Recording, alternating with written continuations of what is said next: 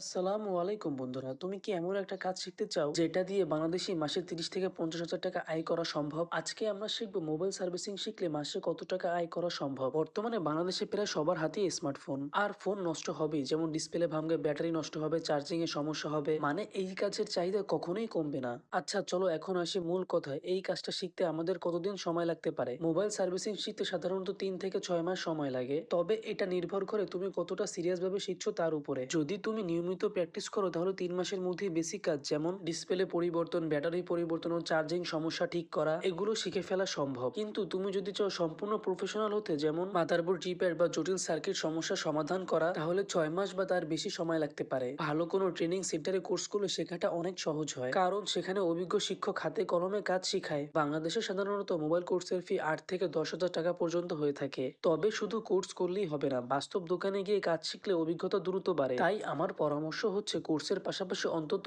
2 থেকে 3 মাস কোনো অভিজ্ঞ মেকানিকের সাথে কাজ শিখো। এখন চলো আসে মেইন টপিকে, যে আয় কত হতে পারে। যদি অন্যের দোকানে কাজ করো তাহলে মাস শেষে 12 থেকে 15 হাজার টাকা পর্যন্ত ইনকাম করতে পারবে। যদি তুমি নিজের দোকান খুলো শুরুতে 15 থেকে 20 হাজার, কিন্তু ভালো লোকেশন হলে 30,000 টাকাও আয় করা সম্ভব। অনেকে মনে করে যে মোবাইল সার্ভিসিং মানেই দোকান খুলতে হবে, কিন্তু তুমি চাইলে বড় বড় ব্র্যান্ডের সার্ভিস সেন্টারেও চাকরি করতে পারবে। তখন ভালো লোকেশনে তোমার বেতন 20 থেকে 30 হাজার টাকা পর্যন্তও হতে পারে। মোবাইল সার্ভিসিং হলো এমন একটা স্কিল যেটা শিখলে তুমি চাকরিও করতে পারবে, চাইলে নিজের ব্যবসাও শুরু করতে পারবে। এখন সিদ্ধান্ত তোমার উপর, তুমি কি শুধু স্বপ্ন দেখবে নাকি আজ থেকেই কাজ শেখা শুরু করবে। তোমার কাছে এই কাজটা কেমন লাগলো? তুমি কি মোবাইল সার্ভিসিং এর কাজ শিখতে আগ্রহী? কমেন্টে জানাও। এমন আরো বাস্তব আয় সংক্রান্ত ভিডিও পেতে আমার চ্যানেলকে সাবস্ক্রাইব করতে ভুলবে না।